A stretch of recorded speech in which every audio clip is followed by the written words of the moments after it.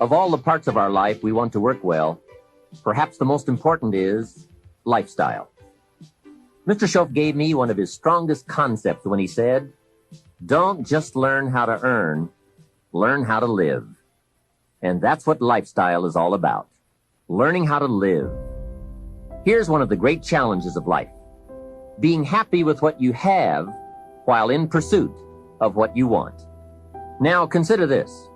Some people have plenty of beautiful things filling their days, but they get little happiness from them. Some people have money, but they have trouble finding joy in their lives. Imagine a father wads up a $5 bill and throws it at his son, saying, "Here, if you need the darn stuff that bad, take it." Same money, poor style. And remember, it's not the amount that counts. It's the style that counts. Mr. Schoaf taught me lifestyle in those early days, starting with small amounts. He said, imagine that you're getting your shoes shined, and the shoe shine boy has done a fabulous job. You have one of the world's all-time great shines, so you pay him for the shine. Now you consider from the change in your hand what kind of tip to give him. And the question pops into your mind, shall I give him 1 quarter or 2 quarters for my neat shine? Mr. Schoaf said, if 2 amounts for a tip ever come to your mind, always go for the higher amount. He said, become a 2-quarter person. I said, what difference would that make, 1 quarter or 2 quarters? He said, all the difference in the world. If you said, well, I'll just give him 1 quarter, that will affect you for the rest of the day. You will start feeling bad. Sure enough, in the middle of the day, you will look down at your great shoe shine and say, I've got to be cheap. 1 lousy quarter. That will affect you. However, if you go for 2 quarters, Schoaf said you can't believe the feeling you can buy for another quarter. That's lifestyle. Becoming a 2-quarter person and learning to get joy from the greater person you are becoming. A man came up and introduced himself to me after one of my seminars in Detroit, Michigan. And he said, Mr. Rohn, you got to me tonight. I've decided to change my whole life. I said, fantastic. He said, you will hear about it someday. I said, I don't doubt that. Sure enough, a few months later, I was back in Detroit for another lecture. And the same man walked up and said, Mr. Rohn, do you remember me? I said, I do. You are the man who said he was going to change his life. He said, that's me, and I've got to tell you a story. Here's the story he told me. After the last seminar, he said, I started thinking about ways to begin changing my life. And I decided to start with my family. I have 2 lovely teenage daughters, the best kids anyone could ask for. They never give me any trouble. However, I've always given them a hard time, especially as teenagers. One of the things they dearly love to do is to go to rock and roll concerts, to see their favorite performers. Now, I've always given them a hard time on this subject. They would ask to go, and I would say, no, I don't want you to go. The music is too loud. You'll ruin your hearing. And besides, it's the wrong crowd. I would always give them a hard time. Then they would beg, please, Daddy, we want to go. We don't give you any trouble. We're good girls. Please let us go. Well, after they had begged long enough, I would reluctantly throw them the money and say, okay, if you have to go that bad. So that's where I decided to start to make some changes in my life. Then he said, here's what I did. Not long ago, I saw this advertisement that one of my daughter's favorite performers was coming to town. Guess what I did? I went down to the concert hall and bought the tickets myself. Later that day, when I saw my girls, I handed them this envelope and said, daughters of mine, you may not believe this, but inside this envelope are your tickets to the concert that's coming to town. I knew it was one of their favorites. They could not believe it. Then I told them one more thing. I said, begging days are over. Now my girls really couldn't believe it. Finally, I made them promise not to open the envelope till they got to the concert, and they agreed. Now comes concert time. When they arrive, they open the envelope and hand the tickets to the usher. He says, "Follow me." And he starts down front. They say, "Wait a minute. Something must be wrong." The usher looks at the tickets and says, "Nothing is wrong. Follow me." They walk down front, 10th row, center. Now the girls really cannot believe it. He said, "I stayed up a little late that night, and sure enough, around midnight, my daughters came bursting through the front door. One of them lands in my lap, the other one has her arms around my neck, and they both say, 'You have got to be one of the world's all-time great fathers.'" What a neat story. What a great example of how it's possible, with just a change in attitude and a little thought, to live the good life.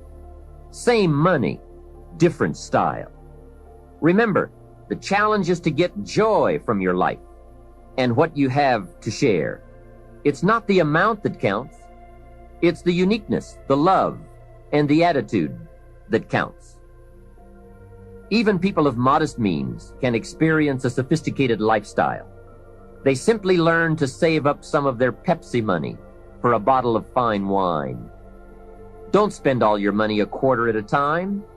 Save up and buy something of special value, something fine, or something that lasts, or something you are proud of, or a gift of value to give to someone special.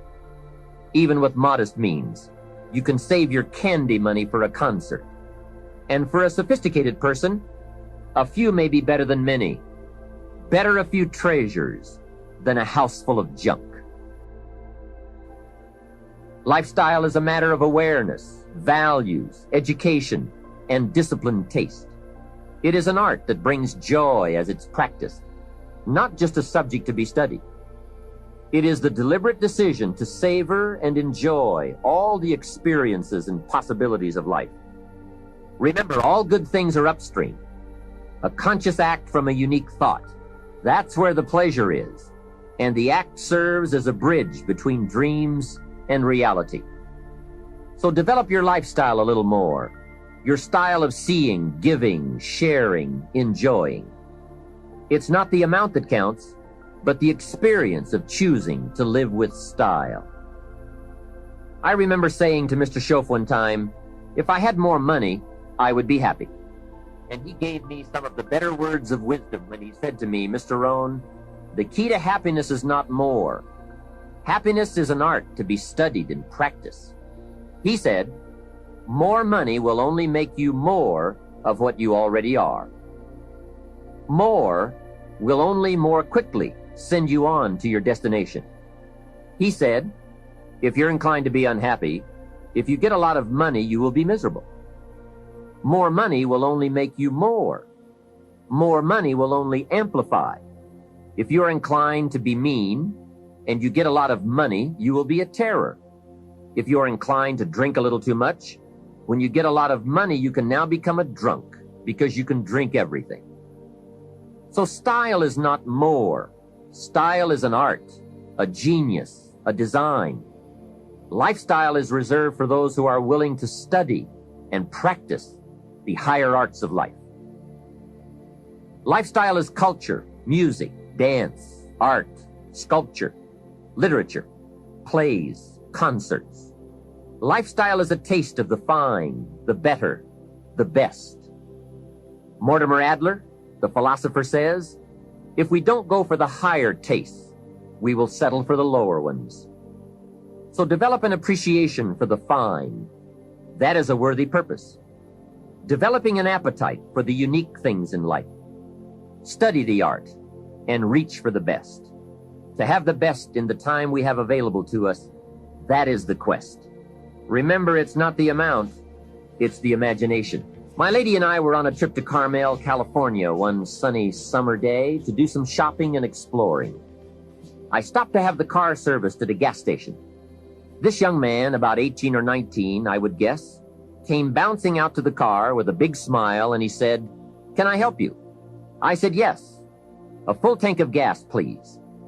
Well, not only did he fill the tank with gas, he checked every tire, washed every window, even the moonroof, checked everything, and all the time he was working, he was whistling and singing. My lady and I couldn't believe all the service and his obvious happiness. The young man brought me the bill, and as I was signing it, I said, "Hey, you really have taken good care of us. I appreciate it." And he said, "I really enjoy working. It's fun for me. I get to meet nice people like you." We couldn't believe it. This kid was something else. I said, "My lady and I are going to Carmel, and we want to drink one of those $2 milkshakes on the way up there. Where is the nearest Baskin-Robbins?" He said, "That's a great idea. Baskin-Robbins is just a few blocks away." And he told us where to find it. And he said, "Don't park out front. Park around to the side so your car won't get hit." What a kid. So we drove to Baskin-Robbins, walked in, and checked the flavor board, and ordered milkshakes. However, instead of ordering 2 milkshakes, we ordered 3. Then we drove back to the station. The young kid dashes out to the car again and says, "Hey, I see you got your milkshakes." I said, "Yes, and this one is for you." When I offered it to him through the window, he couldn't believe it. He said, "For me?" I said, "Sure. With all the fantastic service you gave us, I couldn't leave you out of the milkshake deal." He said, "Wow, no one has ever bought me a milkshake." I said, "That's probably true. Have a nice day." Then I buzzed up the window and we drove away. When I looked in the rearview mirror, there he was, holding that milkshake, a big surprised smile on his face. Now, what did that cost me? Only $2.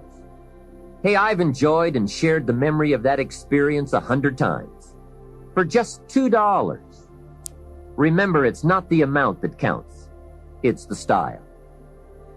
That same day, I guess I was feeling extra creative. When my lady and I got to Carmel, I drove straight to the flower shop. We walked inside, and I said to the florist, "I need a long stem red rose for my lady to carry while we go shopping around Carmel." She was some impressed. The florist said, "Well, we sell them by the dozen." I said, "I don't need a dozen. I just need one." He said, "That'll cost you a couple of dollars for just one." I said, "Wonderful. There's nothing worse than a cheap rose." I selected the rose, handed it to my lady, and said, "Here, carry this while we stroll around town." She was impressed. And the cost? $2. Just $2. A couple of hours later, we were having some refreshments, and my lady looked across the table and said, "Jim, I just thought of something." I said, "What's that?" She said, "I think I'm the only lady in Carmel today carrying a rose." I said, "That's probably true." For $2, can you imagine $2? Remember, it's not the amount.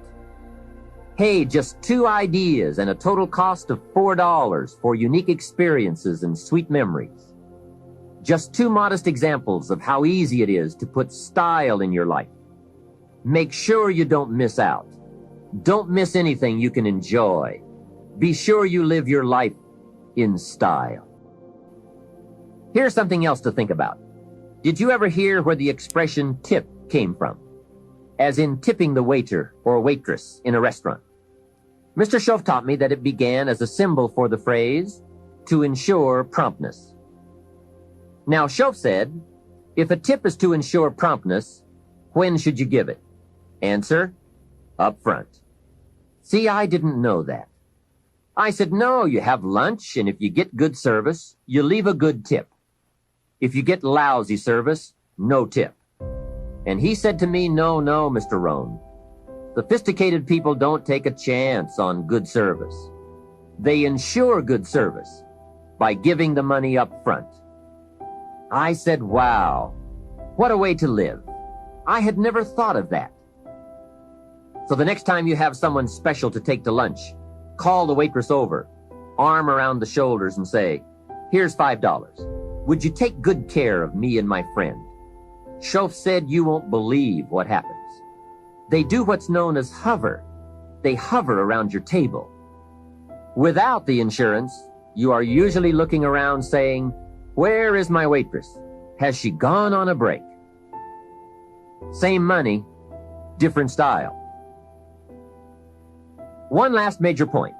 Life in style is also life in balance. Make sure you pay attention to all the values and dimensions of your life. One is family. If you have someone you care about, there is no value to match that. One person caring for another is life in the best of style and value. Protect it with a vengeance. If a chair gets in the way, I suggest you destroy the chair.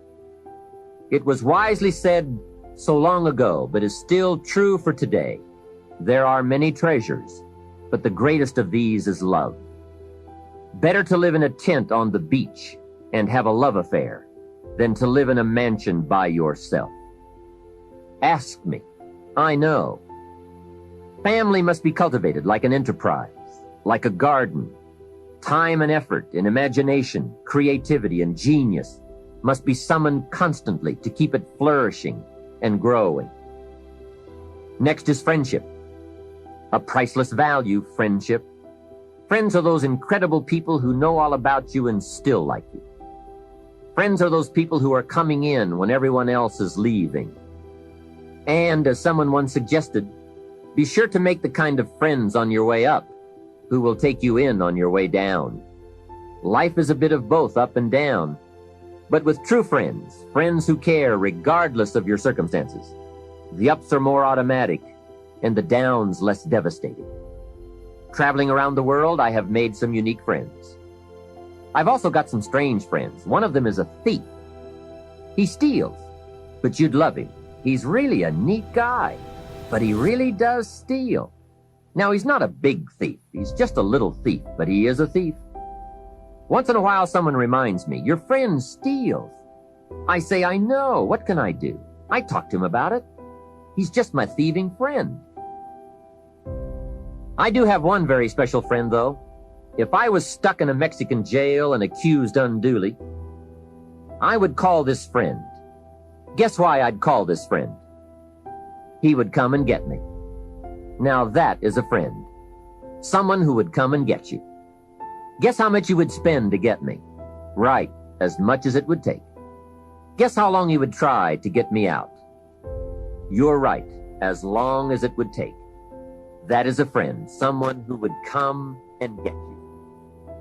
Now, I also have some casual friends who would probably say, call me when you get back. I guess we all have some of those friends. But friendship is so vitally important to those in search of the good life. Make sure your friendships get the attention and the effort they deserve. Properly nourished, they will give back to you that priceless treasure of both pleasure and satisfaction called the good life. And remember, the good life is not an amount. The good life is an